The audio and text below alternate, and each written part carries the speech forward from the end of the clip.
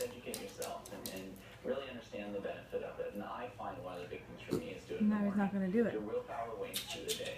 And I find a huge difference in my productivity. Where a lot of people make the excuse, I'm too busy. And I say, that's fair, but how efficient are you in the afternoon when you haven't worked out and you start to get irritable and tired?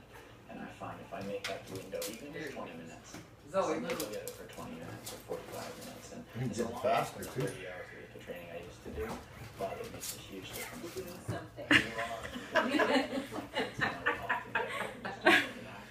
You leave her behind, eh? You leaving her behind?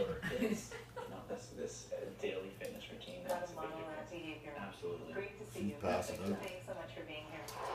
Janet Keston and Nancy Bogg Oh, yeah. have built their careers on unconventional creative Yeah, he's thinking. pretty good at it now. Recognizing aims,